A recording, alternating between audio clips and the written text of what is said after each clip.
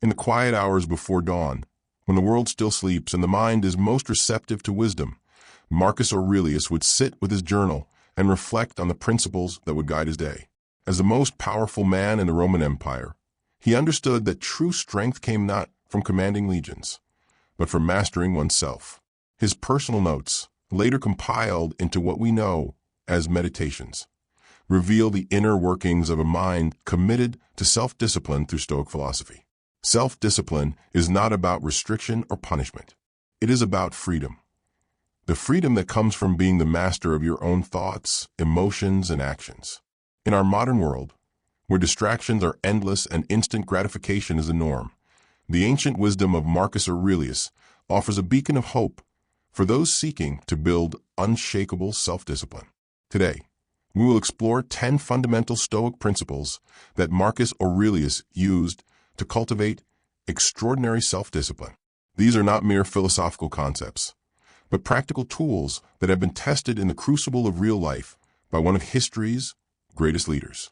Each principle is a building block in the fortress of self-mastery, and together they form a comprehensive system for transforming your relationship with yourself and the world around you. Principle 1. Focus only on what you can control. You have power over your mind, not outside events. Realize this, and you'll find strength. Marcus Aurelius. The foundation of all Stoic self-discipline rests on this fundamental distinction, the dichotomy of control. Marcus Aurelius understood that human suffering and lack of discipline stem primarily from our attempts to control what lies beyond our influence while neglecting what is entirely within our power. Think about the last time you felt overwhelmed, frustrated, or defeated.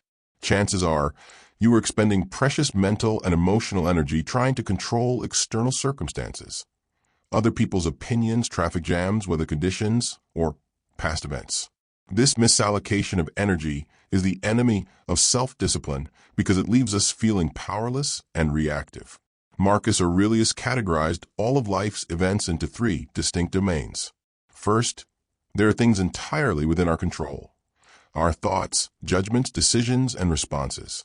Second, there are things entirely outside our control: other people's actions, natural disasters, the past, and death. Third, there are things we can influence but not completely control: our health, reputation, and relationships. The disciplined person invests their energy primarily in the first category, acknowledges the second category with acceptance, and approaches the third category with effort while remaining detached from outcomes. This is not passive resignation, but active engagement with reality as it truly is, not as we wish it were. Consider how this principle applies to modern challenges. When facing criticism at work, the undisciplined mind focuses on changing the critic's opinion or defending past actions. The disciplined Stoic mind asks, what can I learn from this feedback?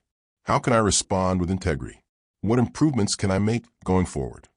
This shift in focus from external validation to internal development is transformative. The practice begins with daily awareness exercises. Throughout your day, pause and ask yourself, is what I'm worried about within my control? If the answer is no, redirect your attention to what you can influence. If the answer is yes, take immediate action rather than ruminating. Marcus Aurelius faced invasions, plagues, political betrayals, and personal losses. Yet his journal reveals a man consistently returning to this central question: what is up to me in this situation?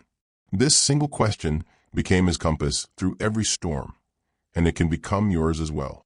When you truly internalize this principle, you'll notice a remarkable shift in your energy levels. The chronic fatigue that comes from fighting unchangeable circumstances dissipates, replaced by the focused intensity that comes from channeling all your resources toward what you can actually influence. This is the first and most crucial step toward unshakable self-discipline. Principle 2. Accept what you cannot change. Accept the things to which fate binds you, and love the people with whom fate associates you. Marcus Aurelius. Acceptance is not surrender. It is the prerequisite for effective action. Marcus Aurelius understood that resistance to unchangeable circumstances is not only futile, but actively harmful to our capacity for self-discipline. When we fight against reality, we waste the very energy we need to respond constructively to life's challenges. The emperor faced countless situations that were beyond his control. Barbarian invasions at the frontier, a devastating plague that swept through the empire, the death of beloved children, and the constant threat of assassination. His response was not passive resignation, but active acceptance coupled with purposeful action within the realm of possibility. True acceptance begins with understanding the nature of impermanence. Everything in life, both pleasant and unpleasant, is temporary. Your current problems will pass, but so will your current joys. This perspective doesn't diminish the significance of present experiences, but prevents us from clinging desperately to circumstances we cannot maintain or fighting futilely against changes we cannot prevent. The practice of acceptance is closely tied to the Stoic concept of memento mori, remembering death. Marcus Aurelius frequently reminded himself of life's brevity, not to become morbid, but to maintain perspective on what truly matters. When faced with minor irritations or setbacks, the awareness of life's finite nature helps us choose our battles wisely. Consider the difference between two responses to job loss. The undisciplined response involves denial, anger, blame, and prolonged dwelling on the unfairness of the situation. This reaction consumes enormous energy while accomplishing nothing constructive. The disciplined Stoic response acknowledges the reality immediately, processes the emotional impact without judgment, and then channels all available energy into constructive next steps. Acceptance also applies to accepting yourself as you are in this moment, while simultaneously working toward improvement. Many people sabotage their self-discipline efforts by refusing to accept their current limitations. They berate themselves for past failures or become paralyzed by the gap between their current state and their ideals. Marcus Aurelius was remarkably honest about his own flaws and struggles. His meditations reveal a man constantly working to overcome anger, impatience, and ego while accepting these tendencies as part of his human nature. This self-acceptance provided the stable foundation from which genuine improvement could occur. The daily practice involves what Stoics call the morning reflection and evening review. Each morning, prepare yourself mentally for potential challenges. Today, I will meet interference, ingratitude, insolence, disloyalty, ill will, and selfishness. This isn't pessimism, but realistic preparation that prevents surprise and disappointment when difficulties arise. Each evening, review the day's events with honest assessment, but without harsh self-judgment. Notice where you resisted unchangeable circumstances and resolve to practice better acceptance tomorrow. Notice where you successfully focused on your response rather than fighting external events, and acknowledge this progress. Acceptance paradoxically increases your power by eliminating the enormous energy drain of fighting the unchangeable. When you stop pushing against immovable objects, you discover reserves of strength you never knew existed. This strength becomes available for the hard work of self-improvement and meaningful action in areas where you can make a difference. Principle 3. Practice negative visualization. What is grief but an opinion? Marcus Aurelius. One of the most powerful yet misunderstood Stoic practices is negative visualization, or premeditatio malorum. Marcus Aurelius regularly imagined losing everything he valued, his health, his position, his loved ones, even his life, not to become pessimistic, but to cultivate gratitude for what he currently possessed and to prepare mentally for inevitable changes. This practice runs counter to modern positive thinking approaches, but its wisdom becomes clear when you understand its purpose. By mentally rehearsing potential losses or setbacks, you accomplish 3 crucial objectives. You develop emotional resilience for when difficulties actually occur, you increase appreciation for your current circumstances, and you reduce the fear that often paralyzes us when facing uncertainty.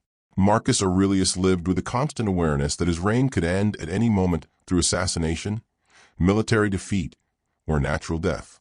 Rather than living in anxious denial of these possibilities, he regularly contemplated them as natural parts of life. This mental preparation allowed him to rule without the desperate clinging that would have compromised his judgment and integrity. The practice begins with small visualizations.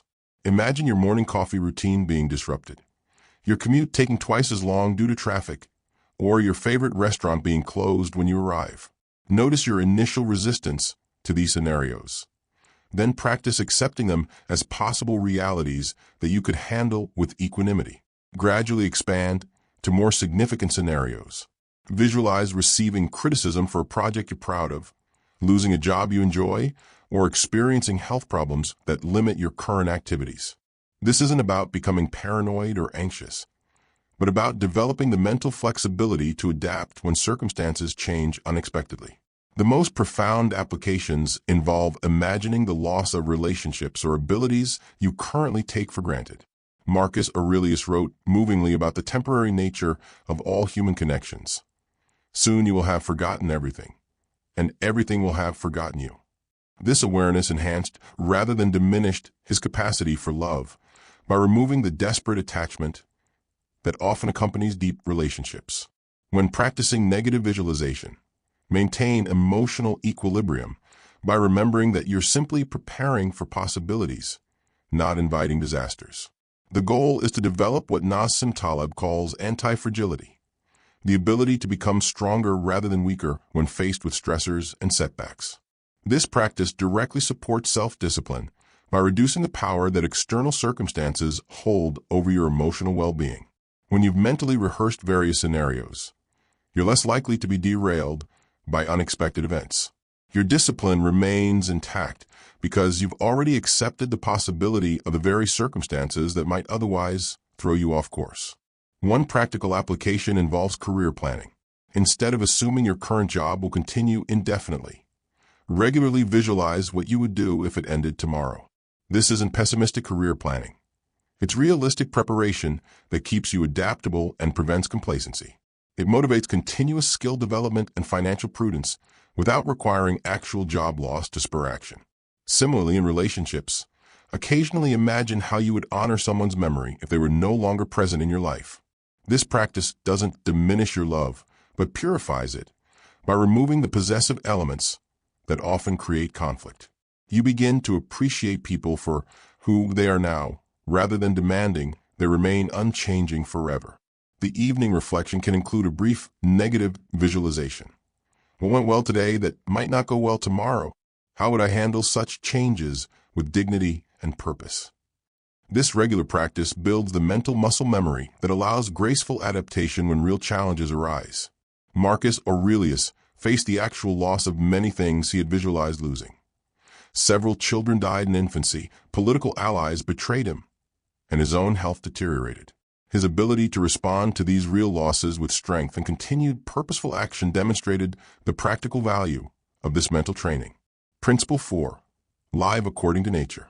Constantly regard the universe as one living being, having one substance and one soul. Marcus Aurelius. For Marcus Aurelius, living according to nature meant aligning your actions with your fundamental purpose as a rational, social being.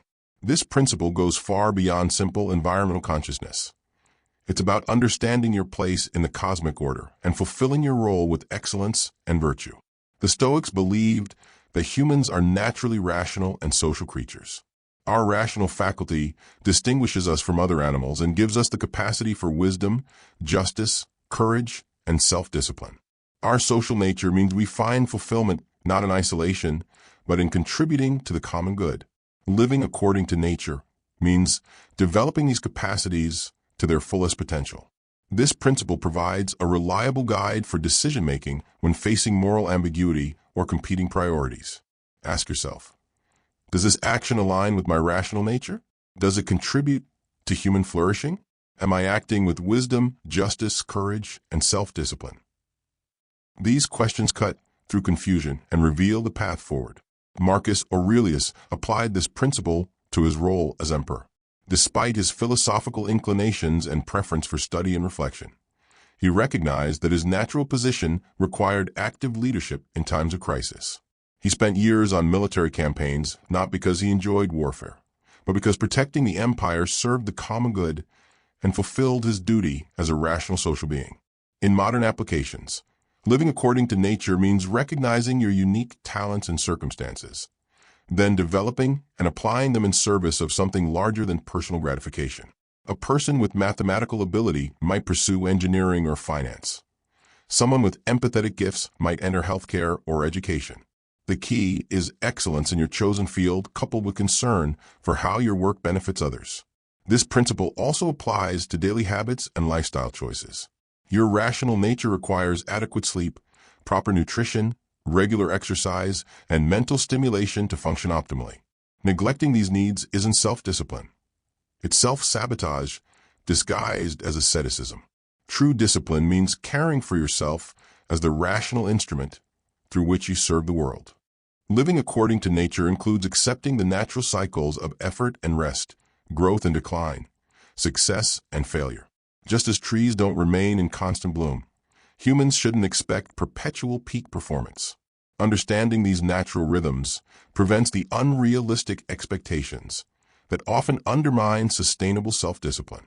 The social aspect of human nature means that isolation and pure self-interest are ultimately self-defeating.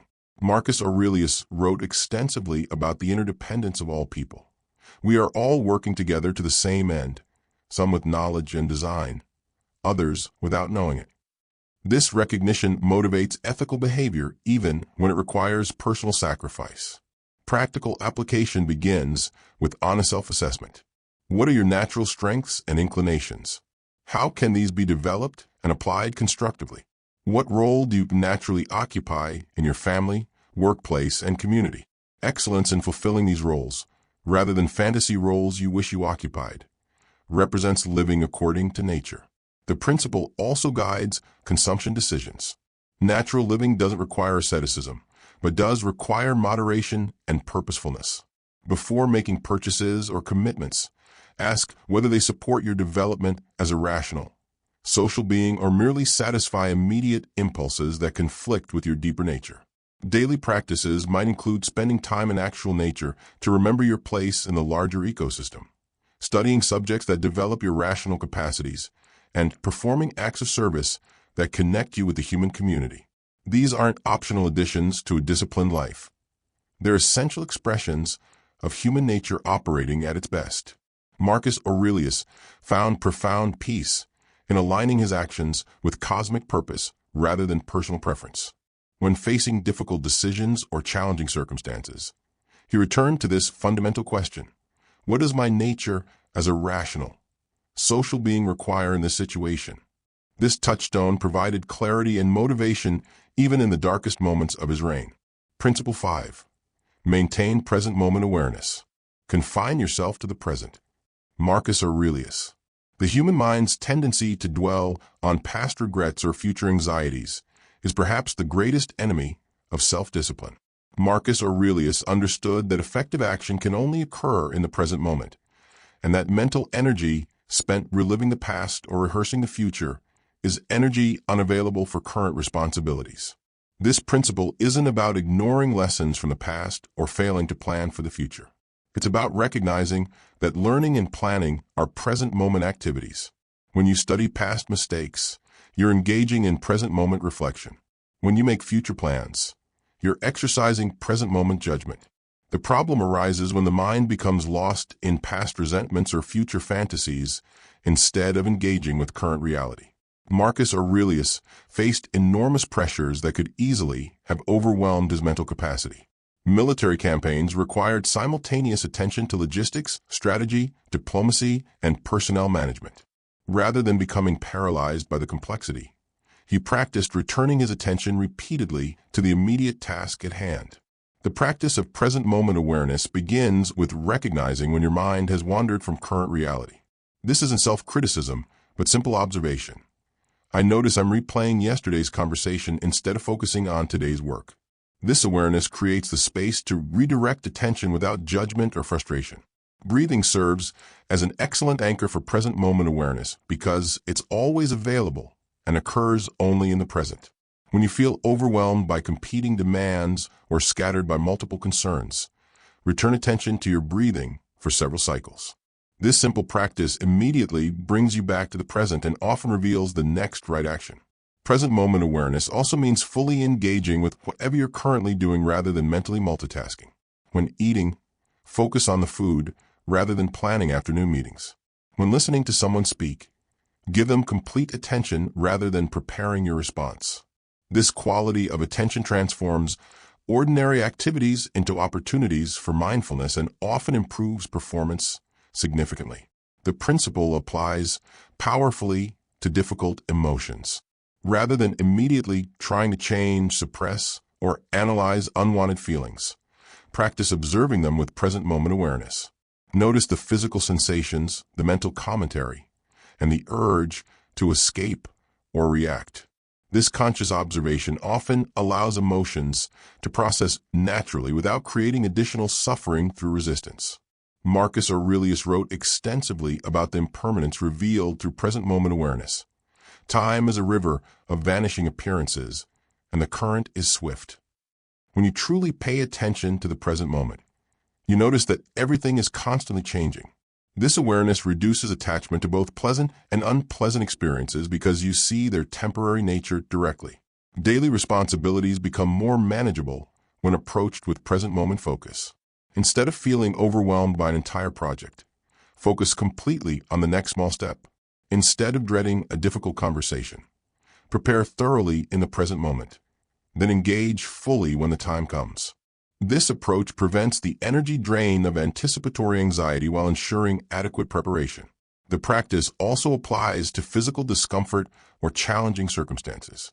Rather than mentally amplifying suffering by imagining how long it might continue or how much worse it might become, focus on your capacity to handle this moment. You don't have to handle an entire illness, only this moment's symptoms. You don't have to solve all your problems, only take the next appropriate action. Present moment awareness reveals the abundance that exists in ordinary life. When you're fully present with a simple meal, it becomes satisfying in ways that distracted eating never achieves. When you're completely attentive during routine activities, they become opportunities for mindfulness rather than tedious obligations. This principle directly supports self-discipline by eliminating the mental friction that saps willpower. When your attention is scattered across multiple time periods and scenarios, decision-making becomes exhausting. When your attention is gathered in the present moment, choices often become obvious and implementation flows naturally. The evening review can include assessment of present moment awareness. How often did I catch my mind wandering today? What helped me return to the present? How did present moment focus affect my effectiveness and satisfaction? This regular evaluation strengthens the habit without creating additional self-judgment. Marcus Aurelius discovered that presence itself is a form of prayer or meditation, a way of honoring the gift of life by paying complete attention to it. This reverent awareness transforms self-discipline from grim determination into joyful engagement with the miracle of conscious existence. Principle 6. Practice self-reflection without self-judgment. I have often wondered how it is that every man loves himself more than all the rest of men, but yet sets less value on his own opinion of himself than on the opinion of others. Marcus Aurelius. The practice of regular self-reflection was central to Marcus Aurelius's approach to self-discipline. His meditations represent one of history's most honest and systematic attempts at self-examination. Yet his reflections demonstrate a crucial distinction. He observed his thoughts, emotions, and behaviors with scientific objectivity rather than harsh moral judgment. Self-reflection without self-judgment means examining your actions and motivations with the same curiosity and compassion you might show a close friend seeking guidance. This approach allows accurate assessment of your current state without the emotional turbulence that accompanies self-criticism. When you attack yourself for failures or shortcomings, you create internal resistance that actually impedes improvement. Marcus Aurelius regularly noted his struggles with anger, impatience, and ego in his private writings. Rather than berating himself for these human tendencies, he approached them as natural challenges requiring ongoing attention and development. This matter-of-fact acknowledgement of imperfection provided the stable foundation for consistent growth. The practice begins with establishing regular times for self-reflection. Many people find that early morning and late evening work well. Moments when external demands are minimal and internal awareness can flourish. The key is consistency rather than duration. 15 minutes of regular reflection serves better than occasional hour-long sessions. During reflection, focus on specific behaviors and their consequences rather than making sweeping character judgments. Instead of concluding, "I'm disorganized," observe, "I spent 30 minutes looking for documents today because I didn't file them properly yesterday." This specific observation suggests concrete actions without creating shame or hopelessness. Questions for reflection might include: what went well today and why? What could I have handled differently? What patterns do I notice in my reactions to stress? How did I serve others today? What am I grateful for right now? These questions promote learning without encouraging self-attack. The distinction between observation and judgment becomes clearer with practice. Observation describes what happened. "I interrupted my colleague 3 times during our meeting." Judgment adds moral evaluation. "I'm rude and inconsiderate."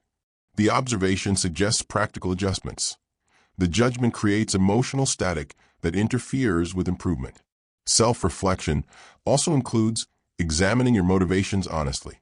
Are you pursuing a goal because it aligns with your values, or because you seek external approval?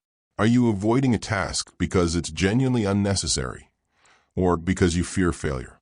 This honest inquiry reveals the deeper patterns that drive surface behaviors. Marcus Aurelius was particularly skilled at examining his emotional reactions to discover the beliefs beneath them. When feeling frustrated with others' shortcomings, he would reflect on his own imperfections and the universal nature of human fallibility.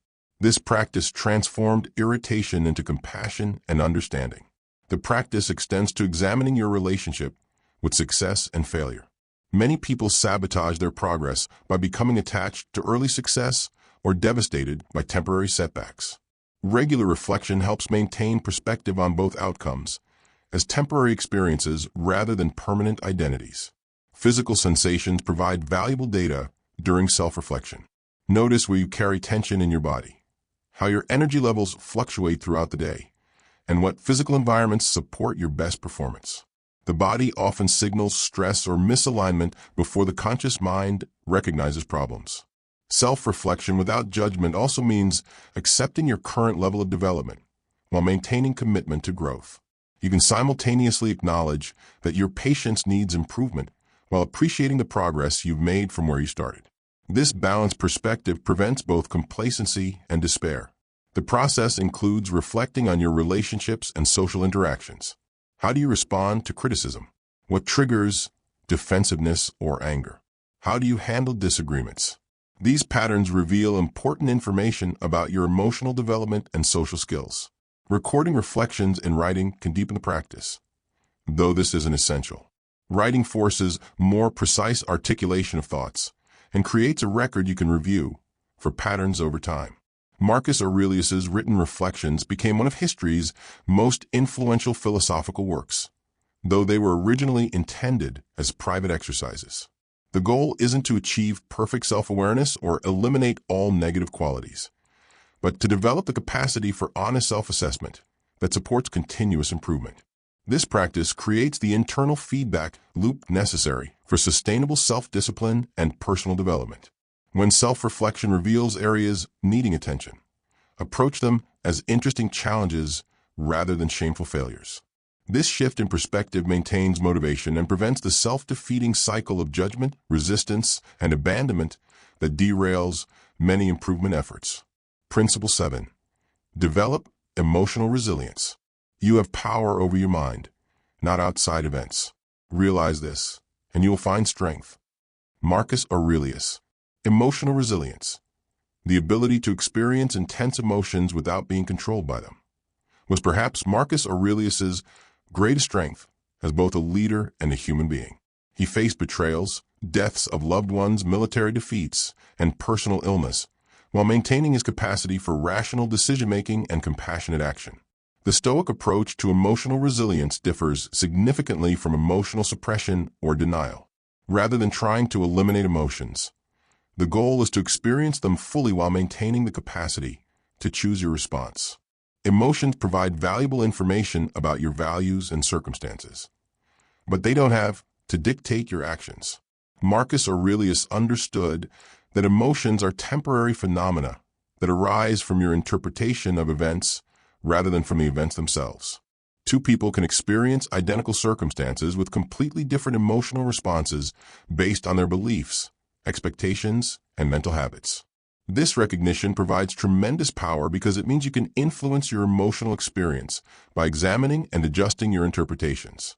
The practice begins with learning to observe emotions as they arise, rather than immediately identifying with them. Instead of thinking, "I am angry," practice thinking, "I notice anger arising." This subtle shift creates psychological space between you and the emotion, allowing more conscious choice about how to respond. Physical awareness plays a crucial role in emotional resilience. Emotions manifest as bodily sensations: tension, heat, constriction, expansion. By learning to recognize these physical signals early, you can respond to emotions while they're still manageable, rather than after they've reached overwhelming intensity. Breathing techniques provide immediate tools for emotional regulation. When you notice strong emotions arising, focus on slow, deep breathing for several cycles. This activates the parasympathetic nervous system and creates the physiological conditions for clearer thinking. The breath serves as a bridge between automatic emotional reactions and conscious responses. Marcus Aurelius regularly practiced reframing exercises to build emotional resilience. When facing setbacks, he would ask questions like, "How might this apparent obstacle serve my development? What opportunities does this challenge create? How can I use this experience to become more patient, courageous, or wise?" The principle of impermanence provides another powerful tool for emotional resilience. All emotional states, both pleasant and unpleasant, are temporary. When experiencing intense grief, anger, or fear, remember that these feelings will eventually pass. When experiencing joy or excitement, appreciate them fully while recognizing their temporary nature. Emotional resilience also involves accepting the full spectrum of human emotional experience rather than dividing emotions into good and bad categories. Anger can motivate necessary action against injustice. Sadness honors the value of what has been lost. Fear alerts you to potential dangers. Guilt encourages moral behavior. The goal isn't to eliminate these emotions, but to experience them wisely. The practice includes developing emotional vocabulary to describe your inner experience more precisely. Instead of saying, "I feel bad," distinguish between sadness, disappointment, frustration, anxiety, or anger. This precision helps you respond more appropriately to each emotional state and reduces the overwhelming quality that vague emotional awareness often creates. Social emotions require special attention in developing resilience. Feelings of rejection, embarrassment, or social anxiety often stem from excessive concern with others' opinions. Regular reflection on your own opinion of yourself and your commitment to your values reduces the power of social emotions to derail your chosen course of action. Marcus Aurelius wrote extensively about managing anger, which he recognized as particularly destructive to both personal well-being and social relationships. His approach involved immediate recognition of anger's arising, examination of the beliefs fueling it, and conscious choice of response based on wisdom rather than reactive emotion. The development of emotional resilience requires practice during calm periods rather than waiting for emotional crises. Daily meditation, regular exercise, adequate sleep, and meaningful social connections all contribute to emotional stability. These practices create reserves of resilience you can draw upon when facing challenging circumstances. Recovery practices are equally important as prevention practices. When you do become overwhelmed by emotions, have specific strategies for returning to balance. Physical exercise, conversation with trusted friends, creative expression, or time in nature. The key is having these resources identified and available before you need them. The ultimate goal of emotional resilience isn't to become emotionally numb, but to develop what psychologists call emotional intelligence, the ability to recognize, understand, and skillfully respond to emotional experiences. This capacity allows you to maintain your chosen values and goals, even when facing strong emotional challenges. Regular practice of emotional resilience creates what Marcus Aurelius called citadel of the self, an inner fortress that remains stable regardless of external circumstances. This inner stability becomes a foundation for all other aspects of self-discipline and personal development. Principle 8.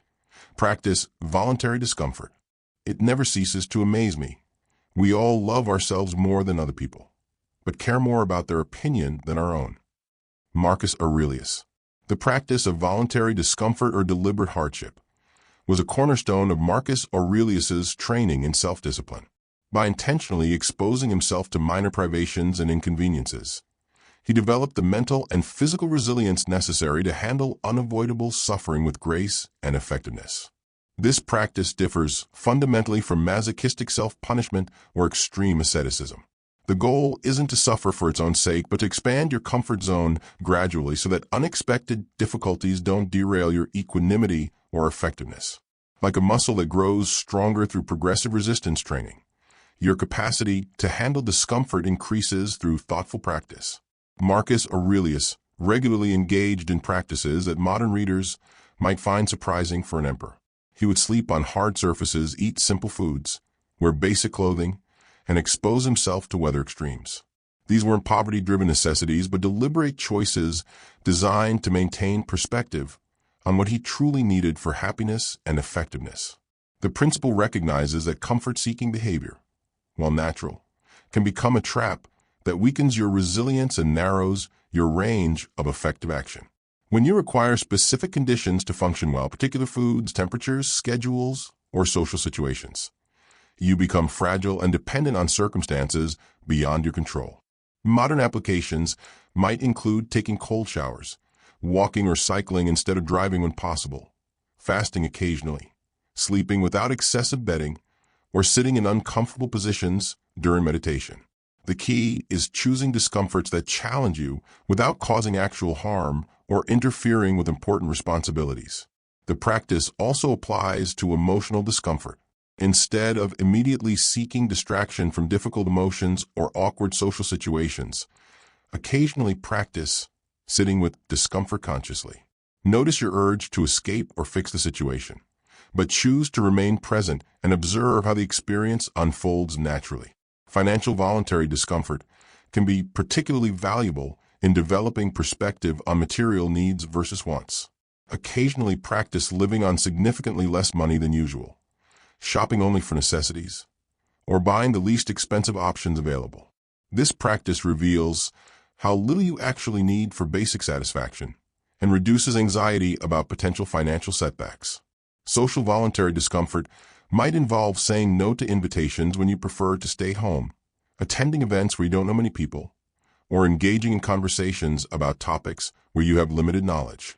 These experiences build confidence in your ability to handle social uncertainty and reduce dependence on familiar social environments. The practice requires careful calibration to remain beneficial rather than harmful. Start with minor discomforts and gradually increase intensity based on your response. The goal is expanding your capacity, not creating trauma or interfering with health and important relationships. Marcus Aurelius emphasized that voluntary discomfort should be practiced privately rather than displayed publicly.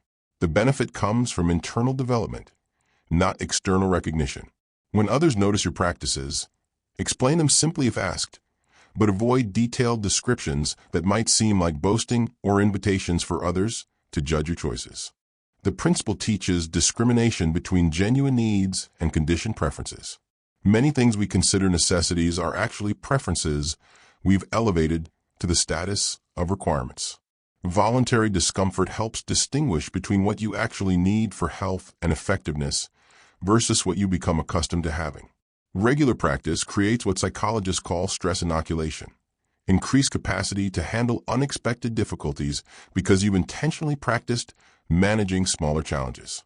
This preparation proves invaluable when facing involuntary hardships like illness, job loss, or relationship difficulties. The practice also develops gratitude for ordinary comforts and conveniences. After spending a night sleeping on the floor, you appreciate your regular bed more deeply. After walking long distances, you're grateful for transportation options. This enhanced appreciation prevents taking good circumstances for granted. Mental voluntary discomfort involves practices like meditation in noisy environments, working without background music, or intentionally engaging with ideas that challenge your existing beliefs. These practices strengthen your capacity to maintain focus and equanimity under less than ideal conditions. The ultimate purpose isn't to live in constant discomfort, but to become comfortable with discomfort when it's unavoidable or serves a greater purpose. This capacity allows you to make decisions based on what's right rather than what's comfortable, which is essential for maintaining integrity under pressure. Marcus Aurelius discovered that voluntary discomfort also provides valuable perspective on the experiences of others who face involuntary hardships. This understanding increases empathy and reduces the tendency to judge others' circumstances from a position of comfort and privilege. Principle 9. Serve something greater than yourself. What we do now echoes in eternity. Marcus Aurelius. One of the most powerful sources of sustainable self-discipline is the recognition that your individual efforts serve purposes larger than personal gratification or advancement. Marcus Aurelius understood that connecting your daily actions to meaningful service provides both motivation during difficult periods and perspective during times of success or failure. This principle addresses a fundamental challenge in maintaining long-term discipline: the tendency for purely personal goals to lose their motivating power over time. When your primary concern is your own comfort, achievement, or recognition, setbacks become devastating and success becomes hollow. When your efforts serve broader purposes, temporary personal disappointments become less significant while personal achievements become more satisfying. Marcus Aurelius served multiple overlapping purposes that provided meaning beyond his individual concerns. As emperor, he served the Roman people and the stability of the empire. As a philosopher, he served the pursuit of wisdom and virtue. As a human being, he served what he saw as the cosmic order that connected all existence. These commitments provided direction and motivation that transcended personal mood or circumstance. The practice begins with identifying what you genuinely care about beyond your immediate self-interest. This might be your family's well-being, your profession's integrity, your community's health, environmental protection, or the advancement of knowledge in a particular field. The key is choosing purposes that resonate authentically with your values rather than selecting causes because they seem noble or socially approved. Service doesn't require dramatic gestures or major life changes. Most meaningful service occurs through excellence in your existing roles and responsibilities. A teacher serves students and society by preparing lessons thoughtfully and treating each student with respect. A parent serves by modeling integrity and providing stable, loving guidance. A business owner serves by treating employees fairly and providing genuine value to customers. The principle transforms ordinary work into meaningful contribution. Instead of viewing your job merely as a means to earn money, consider how your role contributes to larger purposes. How does your work serve customers, colleagues, or society? This perspective doesn't require changing your job, but can dramatically change your experience of work. Marcus Aurelius faced the challenge of serving purposes that sometimes conflicted with personal preferences. He would have preferred spending time in philosophical study rather than managing military campaigns, but he recognized that his position required active leadership during crises. This willingness to subordinate personal preference to larger purposes is a hallmark of mature self-discipline. The practice includes regular reflection on how your current activities align with your chosen purposes. Are you spending time and energy in ways that serve what you care about most? When you notice misalignment, this awareness creates motivation for course correction without requiring harsh self-criticism.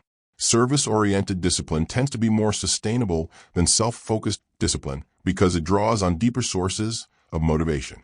When you exercise because you want to be healthy enough to care for family members, the motivation remains strong even when you don't feel like exercising. When you save money because you want to support causes you believe in, frugality becomes easier to maintain. The principle also provides perspective during both success and failure.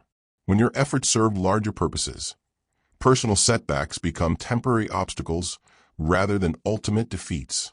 When your efforts succeed, the satisfaction comes from contribution rather than ego gratification, making success more meaningful and less corrupting. Community involvement offers practical opportunities to practice service-oriented discipline. Volunteering for causes you care about, mentoring others in your field, or contributing to local organizations provides concrete ways to connect your personal development with broader service. The practice also includes service to future generations. Marcus Aurelius was deeply concerned with leaving a better world for those who would come after him. This long-term perspective motivates present-moment discipline, because current choices affect not only your immediate circumstances, but also the legacy you leave behind. Service to principles and ideals represents another dimension of this practice. When you serve justice, truth, beauty, or wisdom, your individual actions become part of humanity's larger pursuit of these values. This connection provides meaning that transcends personal circumstances, while motivating excellence in daily conduct. The principle requires distinguishing between genuine service and service motivated by desire for appreciation or recognition. True service continues even when unacknowledged, while ego-driven service falters when external validation isn't forthcoming. Regular self-examination helps maintain pure motivation for service-oriented activities. Marcus Aurelius discovered that service to larger purposes actually enhances rather than diminishes personal fulfillment. When your individual development serves broader purposes, self-improvement becomes less self-centered and more joyful. You develop yourself not for ego gratification, but as a gift to the world.